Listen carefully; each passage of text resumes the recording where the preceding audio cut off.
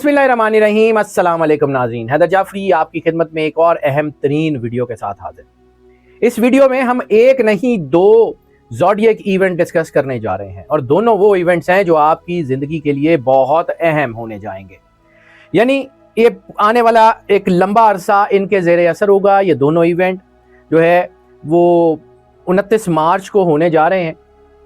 एक है solar eclipse, partial solar Eclipse है लेकिन उसका इंपैक्ट बहुत ही ज्यादा है, और दूसरा है सैटर्न का पाइसेस में ट्रांजिट करना। जब सैटर्न पाइसेस में ट्रांजिट करेगा तो उसके क्या असरात होंगे, उसकी चीजें क्या होंगी। ये दोनों टॉपिक्स के ऊपर तफसील बयान करने से पहले मैं आपसे ये रिक्वेस्ट करूंगा कि अगर आपने इस चैनल को सब्सक्राइब नहीं किया तो चैनल को सब्सक्राइब जरूर कर लें, बेल आइकन को लाजमी पुश कर दें, और जो है वो इन वीडियोस को लाइक एंड शेयर तो करना बिल्कुल मत भूलिएगा, क्योंकि जब आप लाइक एंड शेयर करते हैं तो हमें एनर्जी मिलती है। मेरी और मेरी टीम बहुत मेहनत करके ये टॉपिक्स जो है आपके लिए निकाल रही होती है, तो हमें जब आपकी तरफ से अप्रिसिएशन मिलती है तो हमारे लिए बहुत कीमती होती है। अपने कमेंट्स में अपने होने का एहसास भी हमें ज़रूर दिलाते रहिएगा।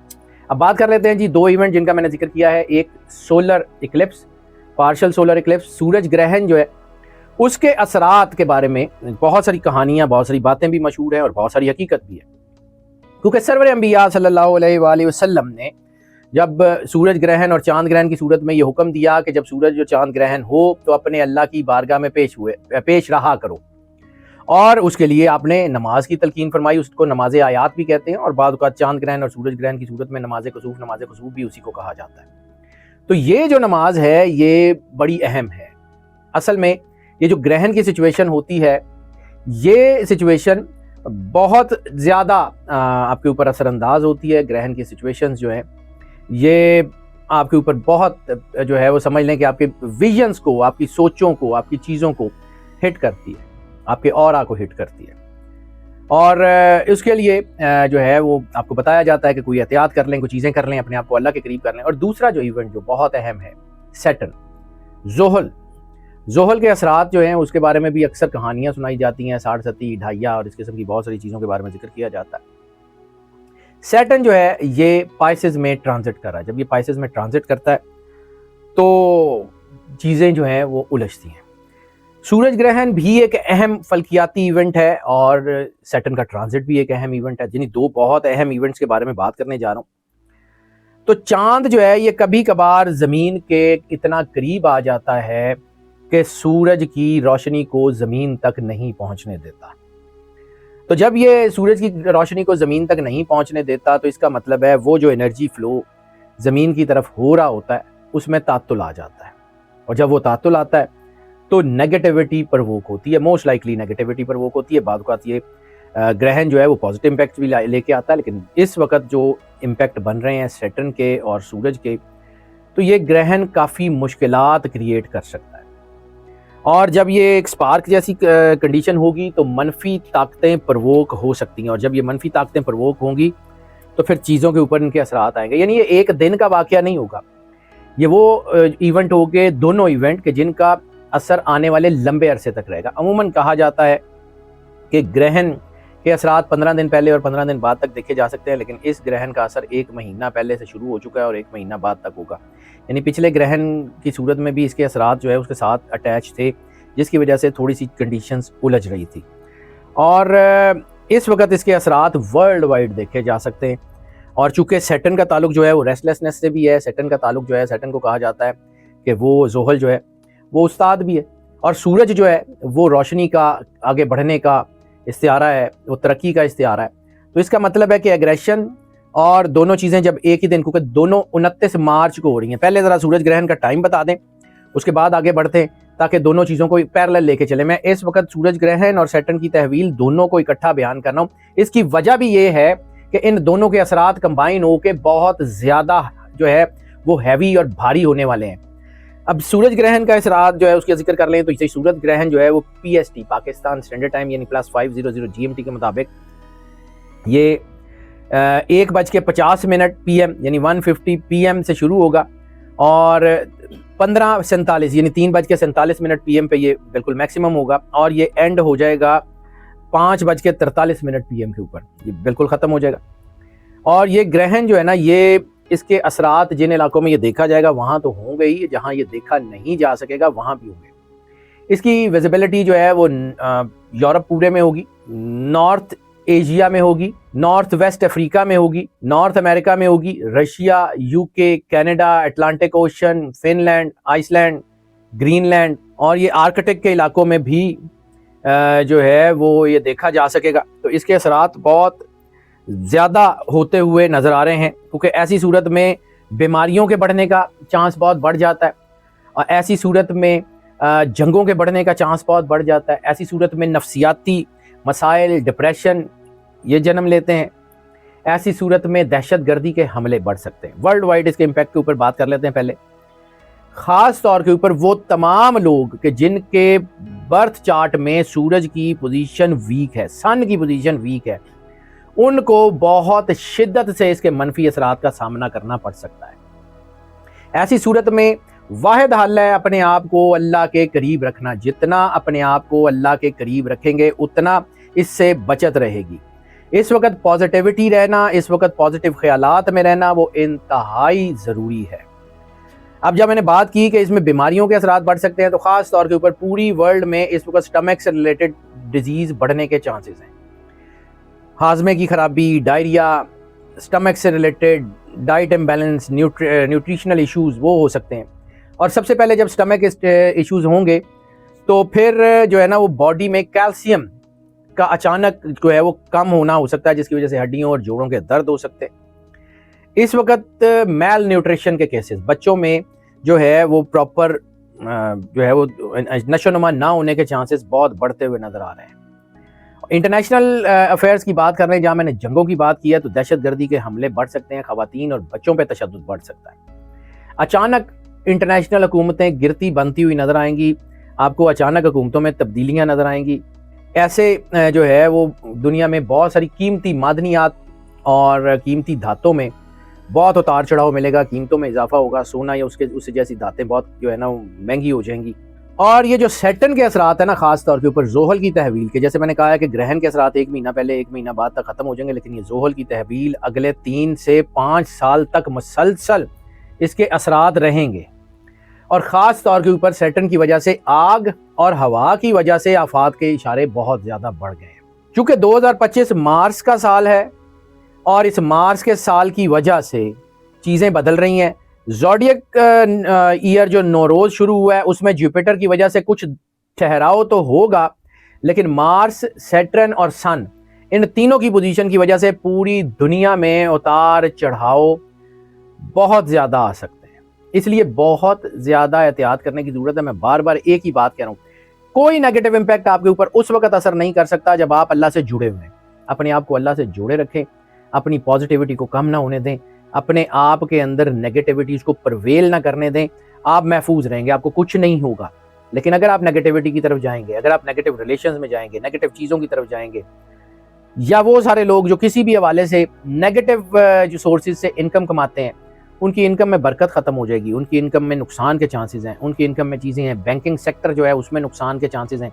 सो एहतियात कीजिए। मैं बहुत ज़्यादा डराने की बात नहीं कर रहा हूँ, लेकिन इस वक्त हालात सीरियसली ख़राब हैं। अब सिर्फ उन स्टार्स का जिक्र कर लेते हैं कि जिन स्टार्स के ऊपर इसके नेगेटिव इम्पैक्ट सबसे ज़्यादा पड़ने की तरफ जा रहे हैं, और जिस पे सबसे ज़्यादा इम्पैक्ट जो है वो पड़ने के लिए जा रहे हैं वो है एरीज, लिब्रा, स्कॉर्पियो। इन 3 बुरूज के ऊपर जो है ना वो बहुत असरात पड़ सकते हैं। इन तीनों को बहुत ज़्यादा एहतियात करनी पड़ेगी। ऐसी सूरत में इन तीनों बुरूज में उदासी, सीरियसनेस, मायूसी की कैफियत बन सकती है। ऐसी सूरत में जैसे मैंने बीमारियों की बात की है, तो इनमें ख़ास तौर के ऊपर कोई डायरिया या जो है वो कोई फूड पॉइजनिंग वगैरह के केसेस फ्रीक्वेंटली सामने आ सकते हैं। सर दर्द, को मतली वगैरह, ब्लड प्रेशर से रिलेटेड ये चीज़ें बढ़ सकती हैं। ऐसी सूरत में आपको घरों में बहुत आरामदेह माहौल की ज़रूरत है। ऐसी सूरत में लड़ाई झगड़ा बहुत ज़्यादा नुकसान कर सकता है, बहन भाइयों और वालिदैन से झगड़े हो सकते हैं। ऐसी सूरत में कोई कानूनी मामलात जो है वो फ्लेयर अप हो सकते हैं। मुलाजमत पेशा लोगों के अपने ऑफिसर से ताल्लुकात ख़राब हो सकते हैं, क्रिएटिविटी में कमी हो सकती है। इस वक्त कर्जा लेना बहुत नुकसानदेह होगा। कर्ज ले के कोई कारोबार करना जो है, या कर्ज में डूबने के इशारे भी मिल रहे हैं। ऐसी सूरत में कोई बहुत बड़ा रिस्क लेना दिवालिया भी करा सकता है। इस वक्त आपको अपने हरीफों की तरफ से एक स्ट्रॉन्ग जो है वो राइवलशिप भी नज़र आ सकती है। आपके हरीफ जो आपके मुकाबले में लोग हैं, स्टूडेंट्स की पढ़ाई में रुकावट आ सकती है, गुस्से में इजाफा हो सकता है, लहजा सख्त हो सकता है और ये सख्त लहजा आपकी चीज़ें ख़राब कर सकता है। और जैसे मैंने कहा डिप्रेशन वगैरह के चांसेस हैं, तो नींद की कमी सबसे पहला जो है वो इसका इम्पैक्ट होगा। अब बात कर लेते हैं इसकी रेमेडीज़ क्या होंगी उन सब के लिए भी कि जिनके ऊपर इसके असरात नेगेटिव पड़ रहे हैं, और उन सब के लिए भी जिनके ऊपर इसके असरात नेगेटिव नहीं पड़ रहे, उन सब के लिए भी रेमेडीज़। तो एक बात का तो जिक्र मैं अभी कर रहा हूँ, अभी मैंने उसका जिक्र किया कि अपने आप को अल्लाह के करीब रखें। ये सारा कुछ जितना मैंने जिक्र किया कुछ नहीं होगा, लेकिन अगर आप खुद से जो है वो एक मौका देंगे नेगेटिविटी को प्रवेल करने का, तो फिर नेगेटिविटी जितनी तेजी से फ्लेयर अप करेगी, आपकी सोच है। रेमेडीज की बात कर लेते हैं जी। इसमें सबसे पहले जो ज़रूरी चीज़ है वो मैंने बार बार जब दुआ के ज़िम्न में, सूरह रहमान सुनने के ज़िम्न में आपको बात करता हूँ, तो सबसे पहले जब भी आपने पानी पीना है, जब भी पानी पीना है, आंखें बंद करनी है, दिल में 3 मरतबा अल्लाह अल्लाह अल्लाह कह के पानी पीना है।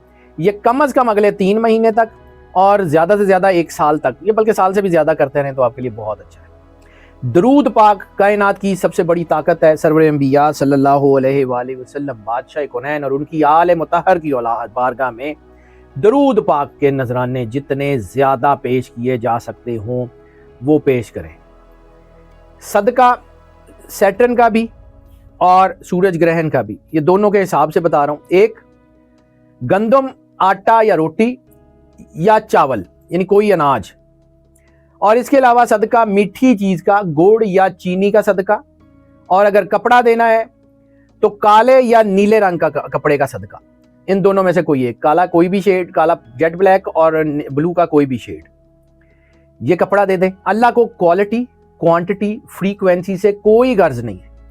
अल्लाह को ये नहीं चाहिए कि आपने कितने गज दिया, कितने मीटर दिया, कितना कीमती दिया, कितना हल्का दिया। अल्लाह को सिर्फ ये चाहिए कि आपने नीयत से दिया, एहसास करके दिया या नहीं दिया।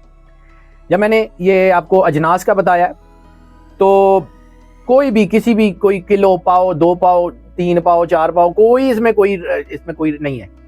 ये ज़रूर दे दें, जितना आसानी से दे सकते हैं दे दें, किसी की ज़रूरत पूरी कर दें। और गंदम आटा या रोटी का मतलब है एनी काइंड ऑफ ब्रेड, कोई रोटी, डबल रोटी, कुछ भी, कुछ चावल से मतलब कोई चावल, कच्चे पक्के छोटे, कुछ भी।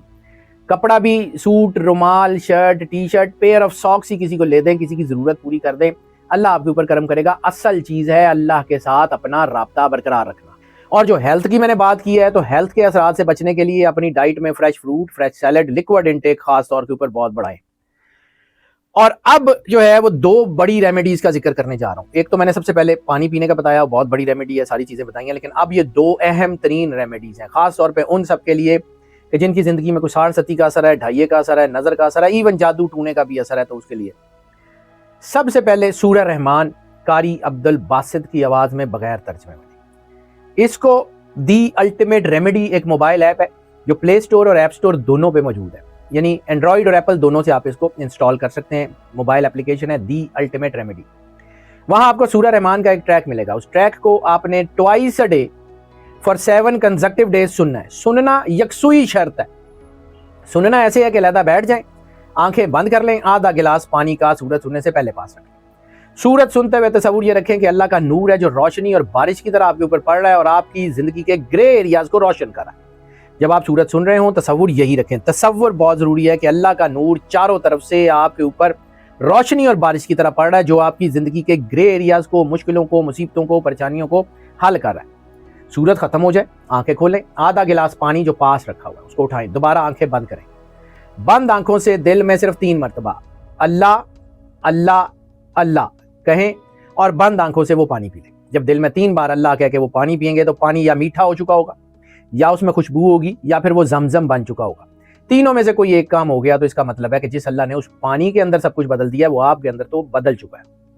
ये लाजमी कर लीजिए, ये सबसे बड़ी रेमेडी है। जादू हो, टूना हो, ग्रहण हो, साढ़ सती हो, क्योंकि जोहल जो है इसका ताल्लुक साढ़ सती से भी होता है, तो ये उन असरात को प्रवोक कर सकता है। सूरह रहमान लाजमी सुनिए। और तीसरी चीज जिसका मैंने जिक्र किया था अपनी एक वीडियो में इस चैनल के ऊपर मौजूद है, कल्ब को जारी करने के हवाले से, तो मैंने एक मेडिटेशन बताई थी कि आंखें बंद कर लें, अल्लाह की बारगाह में पेश हो जाए, अपनी धड़कन के ऊपर ध्यान दें और धड़कन के साथ मिलाएं अल्लाह अल्लाह अल्लाह अल्लाह अल्लाह। धड़कन थोड़ी देर बाद महसूस होगी तो उसके साथ अल्लाह मिलाते रहें। ये दिन में 5 मिनट, 10 मिनट, 15 मिनट इसको जो है वो लगातार ये मुराकबा कह लें, मेडिटेशन कह लें, ये तसव्वुर करते रहें, आपके अंदर अल्लाह का नूर इतना ज़्यादा आ जाएगा कि आपके सारे मामलात जो हैं वो हल होना शुरू हो जाएंगे।